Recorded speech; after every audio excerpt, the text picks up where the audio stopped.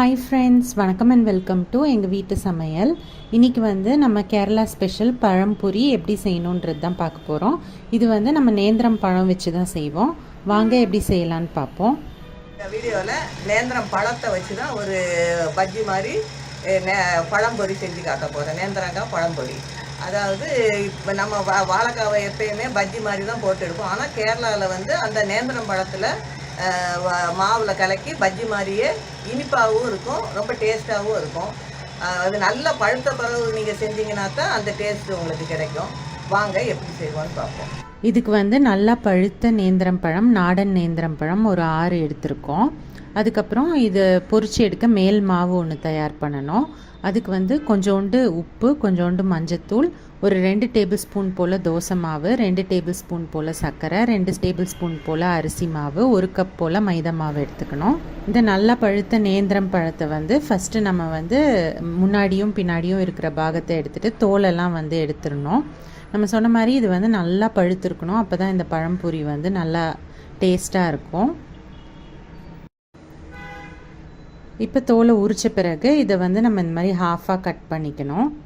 ஹாஃபாக cut பண்ணிவிட்டு அதுக்கப்புறம் ஒவ்வொரு ஹாஃபையும் இந்த மாதிரி நீங்கள் கட் பண்ணிக்கணும். அதாவது நமக்கு வந்து ஒரு 3 பீஸ் வர மாதிரி நீங்கள் வந்து இந்த மாதிரி கட் பண்ணிக்கோங்க. நம்ம வச்சுருக்க எல்லா நேந்திரம் பழத்தையும் இந்த மாதிரி நம்ம ஈவனாக கட் பண்ணி எடுத்து வச்சுக்கணும் ஃபஸ்ட்டு. இப்போ வந்து இதோட மேல் மாவு தயாரிக்கிறதுக்கு நம்ம வச்சுருக்க மைதா மாவு, பச்சரிசி மாவு, சர்க்கரை, உப்பு, மஞ்சத்தூள், தோசை மாவு இது எல்லாத்தையும் வந்து நம்ம ஒன்றா சேர்த்து நல்லா மிக்ஸ் பண்ணிக்கணும் ஃபஸ்ட்டு.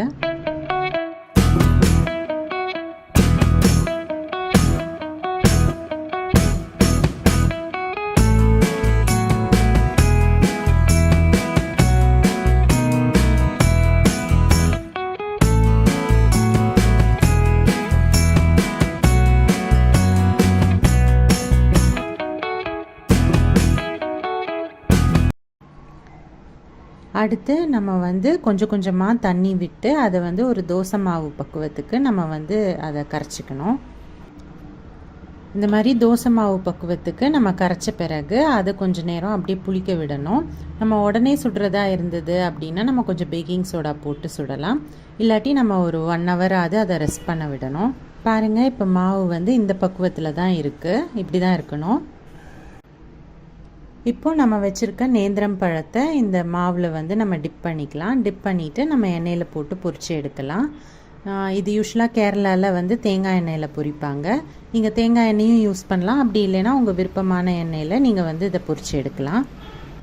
எண்ணெய் வந்து நல்லா ஹீட் ஆன பிறகு நம்ம ஸ்லைஸ் பண்ணி வச்சுருக்க நேந்திரம் பழத்தை மாவில் நல்லா முக்கி எண்ணெயில் போட்டுக்கலாம்.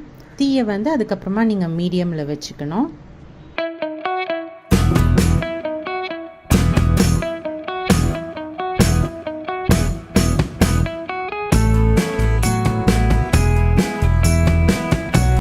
பழம்பொரியை வந்து திருப்பி போட்டு நல்லா செவந்தோன்னே நம்ம வந்து எடுக்கணும். கேரளாவில் உள்ள முக்காவாசி டீ கடையில் இந்த பழம்பொரி விற்கும். ஸோ இந்த பழம்பொரி பார்த்திங்கன்னா இது பழத்தில் செஞ்சனால இது வந்து சாப்பிடும்போது லைட்டாக இனிப்பாகவே இருக்கும். டேஸ்ட் ரொம்ப அருமையாகவே இருக்கும்.